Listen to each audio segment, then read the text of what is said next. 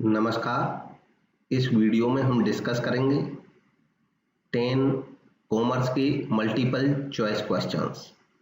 MCQ series commerce previous paper का part 16 है ये।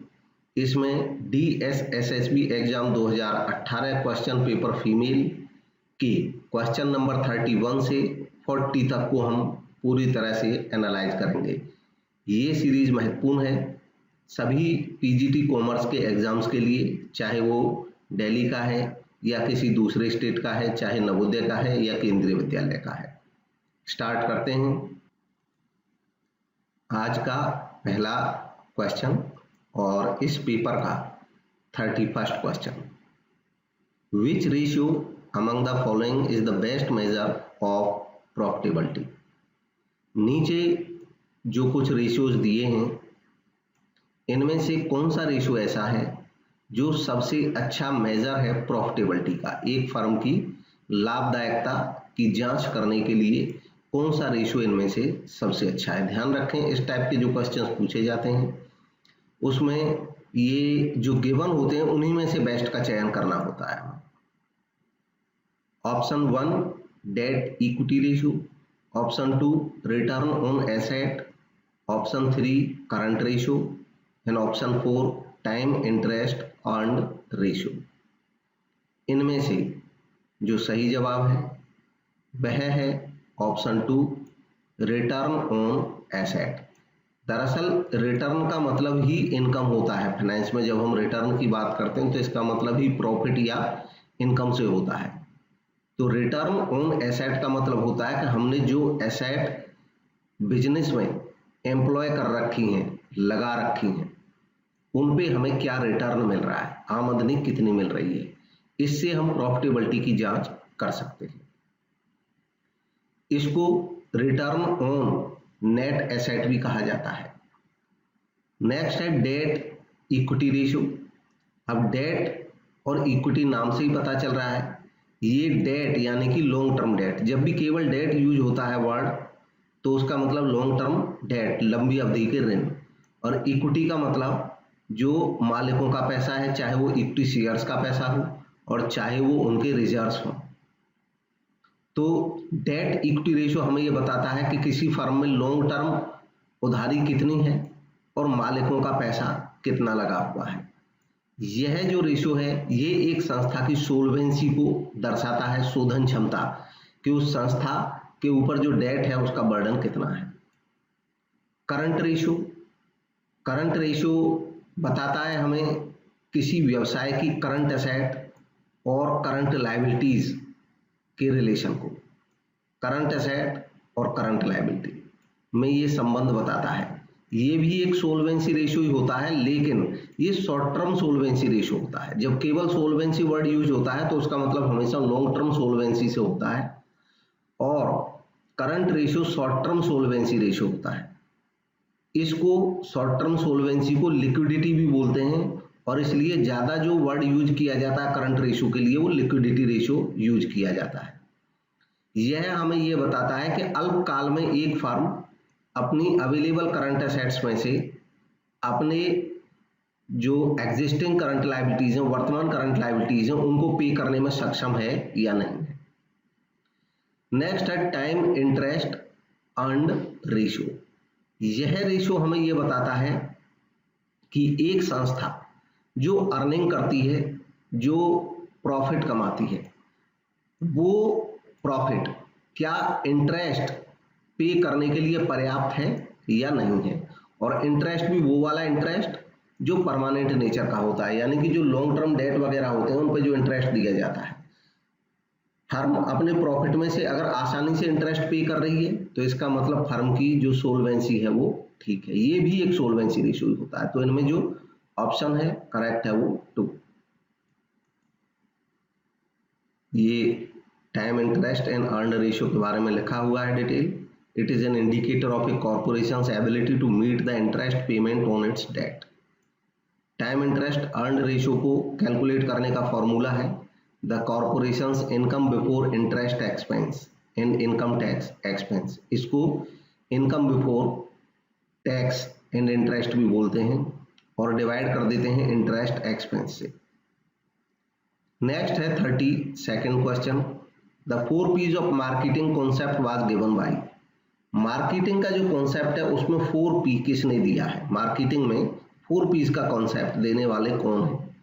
ऑप्शंस हैं पीटर एफ ड्रकर, J.R. बेटी, मैककार्थी एंड हैंसन। इसका जो सही जवाब है वो है option 3 McCarthy. Third option right था।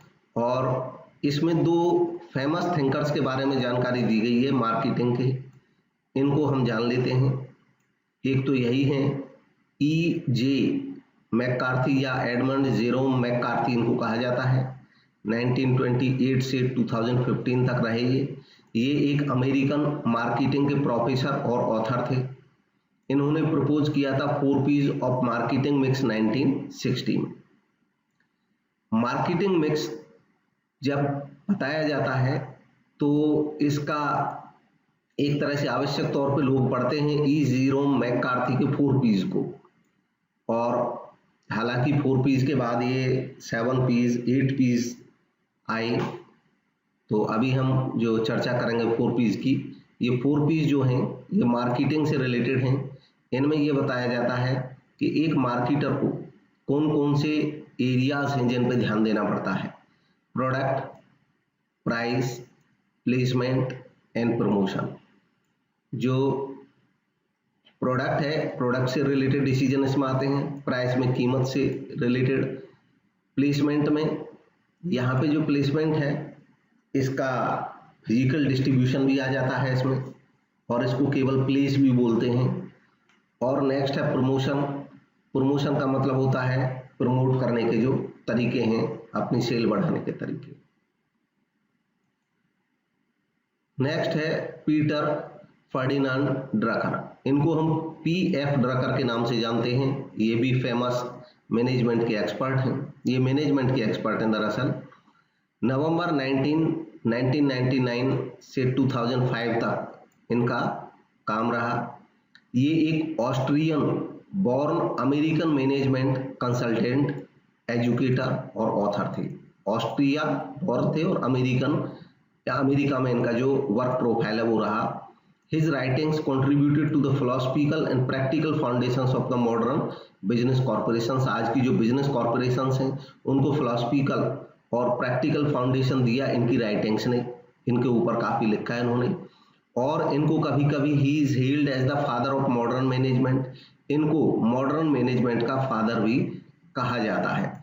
अब याद रखें, देखो कुछ चीज़ें ऐसी होती हैं जैसे मॉडर्न मैनेजमेंट का फादर कुछ लोग इनको मानते हैं, तो ऐसा नहीं है कि बाकी किसी को नहीं मानते होंगे, इनमें 2 राय हो सकती हैं। तो इसलिए इस पे स्टिक टू होने की जरूरत नहीं है। एक दफे यही क्वेश्चन शायद था, संभवतः मैंने कराया था किसी सीरीज में, तो एक बच्चे का कमेंट आया था कि इनको फादर नहीं कहा जाता है। तो देखो ये दरअसल ये क्या है कि मेरे या किसी के कहने से कोई कुछ हो नहीं जाता है। हमारे पास जो अवेलेबल मटेरियल है, किसी थिंकर ने जो लिखा है, जो बुक्स में रिसर्च में लिखा हुआ है, उन्हीं के बेस पे हम स्टडी को आगे करते हैं। इवन जो कोई रिसर्च भी करते हैं, जब PhD करते हैं, तो हम जो एम्पेरिकल स्टडीज होती हैं उन्हीं पे हम जाते हैं और उनके बेस पे तब अपने विचार लाते हैं। हो सकता है हमारा विचार अलग हो, तो इट मीन्स ऐसा नहीं है कि किसी दूसरों का विचार गलत हो जाएगा। Drucker believed that managers, Drucker believe करते थे कि जो मैनेजर्स, उनको सबसे पहले एक लीडर जरूर होना चाहिए। उन्होंने काफी इंपोर्टेंस दिया डिसेंट्रलाइजेशन को, नॉलेज वर्क को और मैनेजमेंट बाय ऑब्जेक्टिव्स को। MBO के जनक इनको माना जाता है। नेक्स्ट है 33rd, process of ensuring that employees activities and outputs match the organisations goals is called. वह प्रोसेस जिसमें ये सुनिश्चित किया जाता है कि एम्प्लॉइज एक्टिविटी, कर्मचारियों के कार्य, एंड आउटपुट और उत्पादन, उनका जो फाइनल रिजल्ट है वो मैच करना चाहिए ऑर्गेनाइजेशन के गोल्स के साथ। यानी कि संस्था के क्या उद्देश्य हैं, ये इसको मैच करनी चाहिए। लोगों की एक्टिविटी और आउटपुट इसके अनुसार हो जाना चाहिए। ये क्या कहलाता है? ऑप्शंस हैं job analysis, strategic management, employ development and performance management. इसका सही जवाब है option 4, performance management. Performance management एक प्रोसेस है, यह इंश्योर करने की जो एम्प्लॉयज की एक्टिविटीज हैं और आउटपुट हैं वो संस्था के गोल्स के अनुसार ही होने चाहिए। स्ट्रेटेजिक मैनेजमेंट एक ऐसी प्रोसेस होती है जिसमें कोई ऑर्गेनाइजेशन एनालाइज करती है और लर्न करती है इंटरनल और एक्सटर्नल एनवायरनमेंट से, और फिर इन चीज़ों को कंसीडर करने के बाद वो परफॉर्म करते हैं प्लानिंग इस तरीके से कि जो संस्था के गोल्स हैं वो अचीव हो जाएं। इसको स्ट्रेटेजिक मैनेजमेंट कहते हैं। स्ट्रेटेजी एक प्लान का ही एक टाइप होता है, एक खास टाइप की प्लान होती है जिसमें संस्था बाहरी और आंतरिक जो एनवायरनमेंट है उसकी स्टडी करके अपना बेटर प्लान बनाती है लॉन्ग टर्म पर्सपेक्टिव में। नेक्स्ट है एम्प्लॉय डेवलपमेंट। एम्प्लॉय डेवलपमेंट एक ऐसी प्रोसेस है जिसमें कोई संस्था अपने एम्प्लॉयज के ओवरऑल ग्रोथ के बारे में सोचती है, और ओवरऑल ग्रोथ का मतलब यहाँ पे होता है कि केवल जॉब परफॉर्मेंस में ही सुधार नहीं बल्कि पर्सनैलिटी में भी एम्प्लॉय की में सुधार लाना होता है। जॉब एनालिसिस एक प्रोसेस है, एचआर के अंतर्गत आती है, ह्यूमन रिसोर्स के अंतर्गत। इसमें किसी पर्सन की जॉब यानी कि उसके कार्य को एनालाइज किया जाता है। इसका मकसद होता है कि लेवल ऑफ वर्क क्या है और डिमांड मेड बाय इट, यानी कि किस टाइप का पर्सन हमें चाहिए, उसकी क्वालिटीज क्या होनी चाहिए। ये हमको यह तय करने में मदद करता है कि एक जॉब के जो डायमेंशंस हैं वो क्या क्या है, उसकी फीचर्स क्या क्या हैं, और उसी के हिसाब से हमको पर्सन ढूंढना होता है। नेक्स्ट क्वेश्चन है financial decisions of firm are guided by. एक फर्म के फाइनेंशियल डिसीजन, वित्तीय निर्णय, वो गाइड होते हैं यानी कि निर्देशित होते हैं किसके द्वारा? Option 1 risk return trade off, financial leverage, retention ratio and firms wealth. इसका सही जवाब है option 1 risk return trade off. देखो risk return trade off finance में एक ऐसी टर्म है जो इस चीज के लिए यूज की जाती है कि भी रिस्क क्या है और रिटर्न क्या है। जब भी कोई इन्वेस्टर कहीं पैसा लगाता है तो उसके लिए आकर्षण होता है रिटर्न, वो देखता है कि भाई अच्छी आमदनी मिले तो पैसा लगा देगा। लेकिन ये एक तरफा सोच हुई, इन्वेस्टर के सामने रिस्क भी रहती है कि अगर पैसा लगा दिया उसने तो पैसा कहीं डूब तो नहीं जाएगा, तो ये भी चेक करता है। यही कारण है कि जब कोई इन्वेस्टर अपना इन्वेस्टमेंट करना चाहता है तो वो देखता है कि उस पर्टिकुलर आइटम में कितना रिस्क है और कितना रिटर्न है, और इन दोनों को ध्यान में रखते ही वो पैसा इन्वेस्ट करता है। अब खास बात यह है कि एक पुरानी प्रोवर्ब है कि मोर रिस्क मोर गेन, यानी कि more return, less risk less return. भाई ज्यादा जोखिम लोगे तो ज्यादा आमदनी की संभावना है, कम रिस्क लोगे कम आमदनी की संभावना रहेगी। जैसे बहुत सारे लोग रिस्की बिजनेस करते हैं, शेयर मार्केट में रिस्की बिजनेस होता है तो रिस्क है, डूब सकता है पैसा, लेकिन बहुत ज्यादा इनकम भी कमा सकते हैं। और ऐसे व्यवसाय होते हैं कुछ जिनमें बहुत ज्यादा रिस्क नहीं रहता है तो उनमें रिटर्न भी अपेक्षाकृत कम ही रहता है। तो उसी से रिलेटेड ये थ्योरी है। और जो फाइनेंशियल डिसीजन हैं लोग इसी बात को ध्यान में रखते हुए करते हैं कि मैं कोई फाइनेंशियल डिसीजन लूं, कहीं पे पैसा इन्वेस्ट करूं या नहीं करूं। फाइनेंशियल लीवरेज ये एक खास टाइप की टेक्निक है जो फाइनेंशियल मैनेजर्स के द्वारा यूज की जाती है इक्विटी शेयर होल्डर्स की अर्निंग को बढ़ाने के लिए। इक्विटी शेयर होल्डर्स की अर्निंग को इसमें फाइनेंशियल लीवरेज के तहत बढ़ाया जाता है। फाइनेंशियल जो स्ट्रक्चर होता है उसमें, या कैपिटल स्ट्रक्चर जो होता है उसमें अपना कुछ होशियारी दिखा करके। और वो कैसे दिखाया जाता है कि एक कंपनी के फाइनेंशियल स्ट्रक्चर में डेट लगा होता है और इक्विटी लगी होती है। कैपिटल स्ट्रक्चर में, कैपिटल स्ट्रक्चर का मतलब होता है कि जो लॉन्ग टर्म कैपिटल है उसका स्ट्रक्चर क्या है, उसमें लॉन्ग टर्म पैसा लोन लेकर के लगाया हुआ है डेट का, या मालिकों से इक्विटी लगाई हुई है। तो एक फर्म के जो अकाउंटेंट्स हैं वो ऐसा कर सकते हैं कि अगर डेट सस्ता मिल रहा है तो सस्ता डेट मिल रहा है तो डेट ज्यादा यूज कर लेते हैं, और फर्म की जो अर्निंग बढ़ती है इससे अर्निंग जो इक्विटी शेयर होल्डर्स हैं उनकी अर्निंग्स बढ़ जाती है। इसको फाइनेंशियल लीवरेज कहते हैं। रिटेंशन रेशियो, रिटेंशन रेशियो का मतलब होता है वह रेशियो कि एक संस्था को जो प्रॉफिट्स होते हैं उन प्रॉफिट्स में से कुछ तो बांट दिया जाता है, डिस्ट्रीब्यूट कर दिया जाता है डिविडेंड के तौर पे, और बाकी पैसा संस्था में रह जाता है बचा हुआ, उसको कहते हैं रिटेंशन। इस रेशो को कि कितना प्रॉफिट में से किस रेशो में, किस प्रोपोर्शन में हमने रिटेन करके रखा है पैसा, इसको रिटेंशन रेशो कहा जाता है। नेक्स्ट अब फर्म्स वेल्थ। फर्म्स वेल्थ तो सिंपल है कि फर्म का जो धन है। बाकी कुछ थ्योरीज है उनको आप होल्ड करके पढ़ भी सकते हैं, इसमें जो मटेरियल लिखा है। अब नेक्स्ट है 35, gap is the acronym for. Gap किसका एक्रोनिम है, संक्षिप्त नाम है। तो गैप अकाउंटेंसी पढ़ने वाले अकाउंटेंसी के एकदम शुरुआती दौर में ही, जब अकाउंटिंग पढ़ना शुरू करते हैं, अकाउंटिंग के फंडामेंटल्स, तभी उनको गैप लगभग बता दिया जाता है। इसकी फुल फॉर्म है जनरली एक्सेप्टेड अकाउंटिंग प्रिंसिपल्स। तो जनरली एक्सेप्टेड अकाउंटिंग प्रिंसिपल्स, ये ऑप्शन 4 है वो सही है। नेक्स्ट देखेंगे, अच्छा ये गैप्स के बारे में लिखा हुआ है। गैप्स का मतलब है वो common set of accounting principles, standards, procedures जो कि फॉलो किए जाते हैं अकाउंटेंट्स के द्वारा। अकाउंटिंग की जब बुक्स वो बनाते हैं तो उनमें रिकॉर्ड करने के लिए और रिपोर्टिंग करने के लिए फाइनेंशियल इंफॉर्मेशन की, फाइनेंशियल स्टेटमेंट्स के माध्यम से। इनमें जो प्रिंसिपल्स हैं अकाउंटिंग के वो आ जाते हैं, स्टैंडर्ड्स जो कि इशू किए जाते हैं किसी फाइनेंशियल या अकाउंटिंग बॉडी के द्वारा, वो सब शामिल रहते हैं। नेक्स्ट है the change in the shareholders return caused by the change in the profit is termed as. अब ये क्वेश्चन, हालांकि ये बहुत अच्छा क्वेश्चन मुझे लग नहीं रहा है, लेकिन एग्जाम में था इसलिए मैं इसको दिखा रहा हूँ, सारे क्वेश्चन डिस्कस करने हैं। इसमें पूछा गया है कि change in share holders return, share holders के रिटर्न में change caused by the change in the profit, profit में चेंज के द्वारा, इसको कहा जाता है क्या। ऑप्शन है financial leverage, risk return trade of, operating leverage और प्रॉफिट प्लानिंग।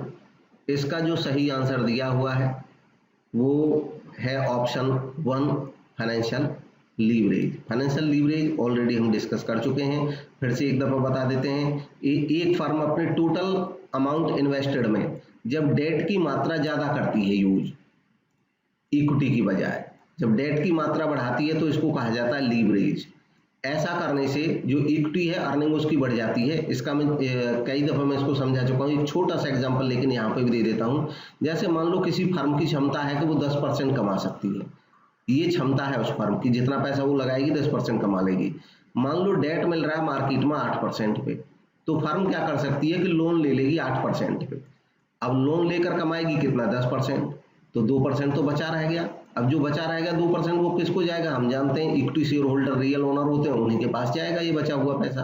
तो ये जो 2% इक्विटी शेयर होल्डर्स के पास आ गया, इससे इक्विटी शेयर होल्डर्स की जो ऑलरेडी अर्निंग थी वो तो थी ही, 2% इधर से और बच गए। लोन का पैसा यूज किया 8% पे, लोन लिया और 10% कमा लिया, 2% एक्स्ट्रा बच गए, तो इससे इक्विटी वालों की अर्निंग बढ़ गई। इसको हम फाइनेंशियल लीवरेज कहते हैं। नेक्स्ट है रिस्क रिटर्न ट्रेड ऑफ, ये अभी डिस्कस कर चुके हैं प्रीवियस क्वेश्चन में।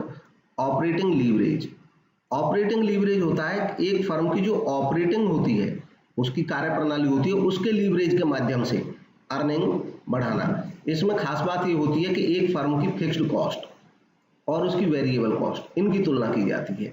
अगर किसी फर्म की फिक्स्ड कॉस्ट ज्यादा है तो उसकी जो ऑपरेटिंग लीवरेज है वो हाई मानी जाएगी। ऑपरेटिंग लीवरेज हाई होने का नतीजा ये होगा कि इस फर्म के सामने रिस्क और रिटर्न दोनों के ऑप्शन होंगे। लीवरेज का मतलब यही होता है कि लीवरेज बढ़ाने से रिटर्न तो बढ़ सकता है इनकम, लेकिन साथ ही साथ रिस्क भी बढ़ जाता है। तो इसमें कैसे बढ़ता है कि अगर हम फिक्स्ड कॉस्ट ज्यादा है हमारी फर्म में और मान लो कभी हमें सेल कम करनी पड़ गई, तो फिक्स्ड कॉस्ट तो फिक्स है, सेल कम करने से फिक्स्ड कॉस्ट तो कम होगी नहीं, तो हमारे जो प्रॉफिट्स हैं वो कम हो जाएंगे और कभी कभी लॉस में भी आ सकते हैं।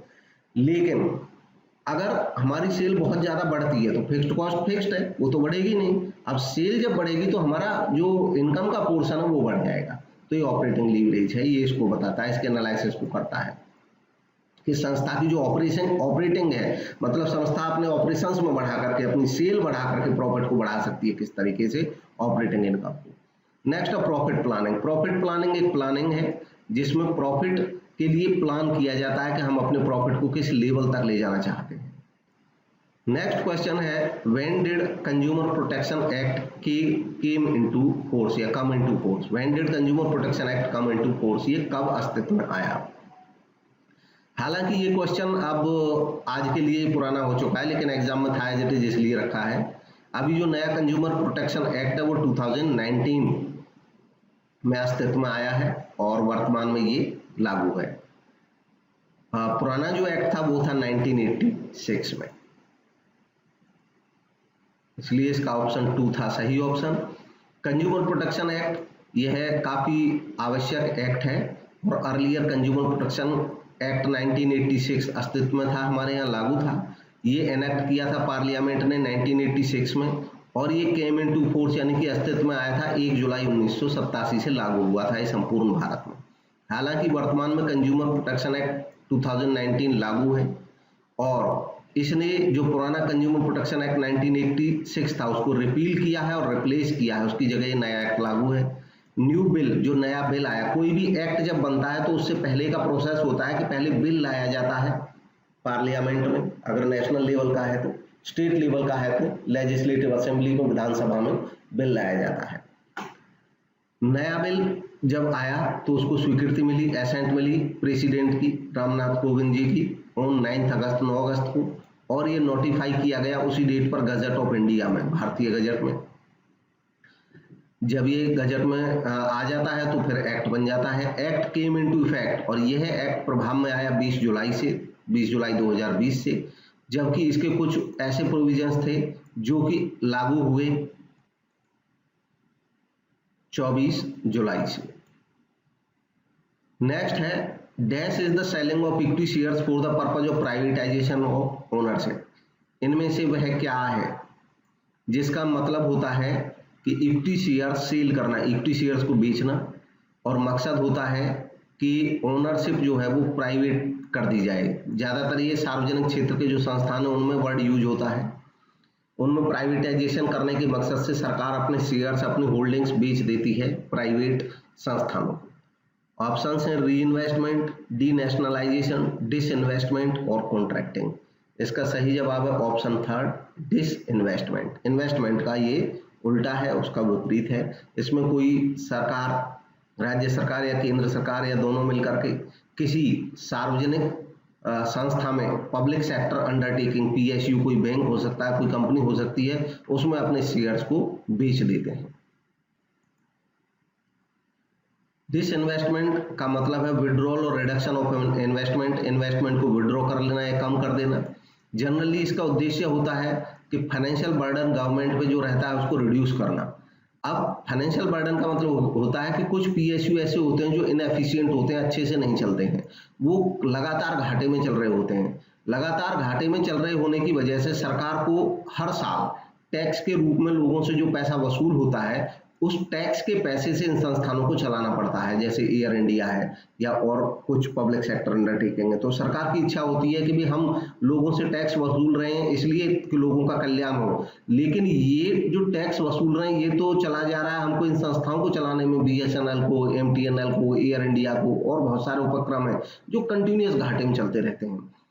तो जबकि इन उपक्रमों का जो फायदा मिलता है वो कुछ गिने चुने लोगों को मिल पाता है जो इनसे रिलेटेड हैं खाली, और आम जनता से सभी से टैक्स वसूल होकर के इनमें लगता रहता है। तो सरकार उनसे छुटकारा पाना चाहती है कि ऐसे घाटे में चल रहे उद्योगों को बेच दिया जाए। और भी बहुत सारे मकसद होते हैं, ये मैंने केवल एक मकसद के बारे में बात की है, इसके अलावा अन्य भी मकसद होते हैं। सरकार को कभी कभी फंडिंग के लिए भी ऐसा करना पड़ता है, कुछ अच्छी संस्थाएं भी सरकार कभी कभी बेचती है उनको और बेटर बनाने के लिए। मकसद अन्य भी हो सकते हैं, उनमें ज्यादा एफिशिएंसी लाने के लिए, इफेक्टिवनेस लाने के लिए। नेक्स्ट है a situation in which a group of employees and supervisors meet regularly to discuss the management problems and solution is called. एक ऐसी सिचुएशन, ऐसी दशा जिसमें एम्प्लॉइज का या सुपरवाइजर्स के कुछ समूह बन जाते हैं और वो नियमित तौर पर मिलते हैं, मैनेजमेंट प्रॉब्लम्स को डिस्कस करते हैं और उनके सॉल्यूशन तलाशते हैं। इसको क्या कहते हैं? ऑप्शन है performance circle, quality circle, production circle, management circle. इसका सही जवाब है option 2 quality circle. Quality circle, quality circle को क्वालिटी कंट्रोल सर्किल के भी नाम से जाना जाता है और इसका फादर माना जाता है इस कॉन्सेप्ट का फादर माना जाता है प्रोफेसर इशिकावा, जो कि जापान के थे। नेक्स्ट है determining optimum capital structure is an. Capital structure determine करना एक फर्म का, ये क्या है? अब कैपिटल स्ट्रक्चर का मतलब होता है, यहाँ पे जो कैपिटल स्ट्रक्चर वर्ड है इसका मतलब होता है कौन सी कैपिटल? इसका मतलब होता है लॉन्ग टर्म कैपिटल, जो फर्म में लंबी अवधि के लिए लगाई गई हो। और याद रखें यहाँ पे लॉन्ग टर्म कैपिटल में लॉन्ग टर्म डेट भी शामिल है और लॉन्ग टर्म इक्विटी भी शामिल है। तो इन दोनों से मिलकर जो कैपिटल बनती है, कैपिटल, वो कैपिटल एम्प्लॉयड कहलाती है। और ये जो स्ट्रक्चर बना उस कैपिटल का कि डेट भी है इसमें और इक्विटी भी है, इसमें इक्विटी में इक्विटी शेयर भी है, प्रेफरेंस शेयर भी है, रिजर्व भी है, रिटेन्ड अर्निंग्स भी हैं, डेट में लॉन्ग टर्म डेट भी है, बैंक लोन भी है, डिवेंचर्स भी हैं, पब्लिक डिपॉजिट्स भी हो सकते हैं। तो इन सब का एक स्ट्रक्चर बनता है, इसको कैपिटल स्ट्रक्चर बोलते हैं। अब ऑप्टिमम कैपिटल स्ट्रक्चर, सर्वोत्तम कैपिटल स्ट्रक्चर कौन सा होगा? वह कैपिटल स्ट्रक्चर सर्वोत्तम होगा जिसमें कंपनी की न्यूनतम रिस्क, कम से कम रिस्क और कम से कम कॉस्ट हो, कॉस्ट भी कम पड़े और रिस्क भी कम हो कंपनी के लिए। तो यह डिटरमाइन करना कौन से डिसीजन में आता है? ऑप्शन से investment decision, financing decision, dividend decision और लिक्विडिटी डिसीजन। तो इसका जो सही जवाब है वो है फाइनेंसिंग डिसीजन। देखिए, फाइनेंशियल डिसीजन का मतलब होता है वित्तीय निर्णय, किसी संस्था के वित्त संबंधी निर्णय। अब ये जो फाइनेंशियल डिसीजन होते हैं ये मेनली 3 तरह के होते हैं: investment decision, financing decision, dividend decision. Investment decision में एक संस्था ये डिसीजन लेती है कि वो किस चीज में इन्वेस्ट करे, किसी फिक्स्ड एसेट में इन्वेस्टमेंट करे, नई ब्रांच बनाए या नहीं बनाए, कोई फिक्स्ड एसेट खरीदे या किराए पे ले, ये सब इन्वेस्टमेंट डिसीजन आ जाते हैं। अब इन्वेस्टमेंट डिसीजन 2 तरीके के हो सकते हैं, लॉन्ग टर्म इन्वेस्टमेंट डिसीजन हो सकते हैं, शॉर्ट टर्म इन्वेस्टमेंट डिसीजन हो सकते हैं। जो शॉर्ट टर्म इन्वेस्टमेंट डिसीजन होते हैं वो वर्किंग कैपिटल इन्वेस्टमेंट डिसीजन भी कहलाते हैं, क्योंकि करंट एसेट से रिलेटेड डिसीजन रहता है। जो लॉन्ग टर्म इन्वेस्टमेंट डिसीजन होते हैं इनको हम कैपिटल बजटिंग डिसीजन कहते हैं। लॉन्ग टर्म इन्वेस्टमेंट डिसीजन का ही दूसरा नाम होता है कैपिटल बजटिंग डिसीजन। ये फिक्स्ड एसेट में इन्वेस्टमेंट करने से रिलेटेड डिसीजन होते हैं। और दूसरा है फाइनेंसिंग डिसीजन। फाइनेंसिंग डिसीजन में ये डिसीजन लिया जाता है कि हम फाइनेंस कहाँ से करेंगे, हम डेट इशू करें, डिवेंचर इशू करें, बैंक से लोन लें, पब्लिक डिपॉजिट लें, शेयर इशू करें, प्रेफरेंस शेयर इशू करें, इक्विटी शेयर इशू करें या रिटेन्ड अर्निंग्स बचा के रख लें। ये सब डिसीजन लेना फाइनेंसिंग डिसीजन है। डिविडेंड डिसीजन यह डिसीजन होता है कि हमको जो प्रॉफिट हुआ है हमारी संस्था को, उसमें से कितना डिविडेंड के तौर पर बांट दें और कितना रिटेन्ड अर्निंग्स के तौर पर बचा के रख लें। और लिक्विडिटी डिसीजन जो है, ये लिक्विडिटी डिसीजन दरअसल अलग से कोई डिसीजन नहीं है, मेजर फाइनेंशियल डिसीजन यही होते हैं। लिक्विडिटी डिसीजन यह डिसीजन है जिसमें हम ये डिसीजन लेते हैं कि वर्किंग कैपिटल कितना मेंटेन करना है, इसलिए इसको वर्किंग कैपिटल डिसीजन भी कहा जाता है। तो ये था आज का डिस्कशन हमारा, और अच्छा लगा तो लाइक जरूर करें। कमेंट के माध्यम से आप अपने व्यूज मेरे तक पहुंचा सकते हैं, मैं कोशिश करूंगा उनका जल्दी से जल्दी जवाब देने की। और चैनल पर बने रहें, अगर सब्सक्राइब नहीं किया है तो सब्सक्राइब करें। आने वाले दिनों में मैं कुछ मुख्य सीरीज और भी लाने जा रहा हूं, काफ़ी कुछ इन पे काम हुआ है पिछले दिनों में। लोगों के जो कमेंट्स आते रहते हैं उनके अकॉर्डिंग काफ़ी हम लोगों ने काम किया है टीम बना करके, और उसका रिजल्ट आपको जल्दी ही देखने को मिलेगा। उसमें हम टॉपिक वाइज MCQs तैयार करके आपके सामने लाएंगे। जैसे एक टॉपिक लिया किसी दिन केवल कंपनी अकाउंट से रिलेटेड, तो कंपनी अकाउंट्स के ही क्वेश्चंस होंगे उसमें। कॉम्पिटिशन्स में प्रीवियस क्वेश्चन भी होंगे, कुछ नए क्वेश्चंस भी होंगे। ऐसे ही कोई पार्टनरशिप पे टॉपिक आया तो पार्टनरशिप पे, अगर कॉर्पोरेट अकाउंटिंग पे रहा, ऑडिटिंग पे रहा तो ऑडिटिंग पे रहेगा, स्टैटिस्टिक्स पे होगा तो उसी पे रहेंगे क्वेश्चन। उस दिन 50-100 क्वेश्चन, मतलब टॉपिक के लिए हम ऐसा क्वेश्चन करके लाएंगे, एक सीरीज में एक टॉपिक लगभग क्लियर हो जाएगा। HR पे रहेंगे तो HR के ही क्वेश्चन होंगे, मार्केटिंग होंगे तो मार्केटिंग के होंगे, और वो जल्दी ही उसके वीडियोस भी आपको दिखेंगे। इसलिए आप लोग जब सब्सक्राइब कर लें चैनल को, काफ़ी फायदे उससे पहुंचेंगे सभी कॉम्पिटिशन एग्जाम्स के लिए, चाहे आप UGC नेट का दें, चाहे असिस्टेंट प्रोफेसर का दें, और चाहे PGT का दें। Thank you for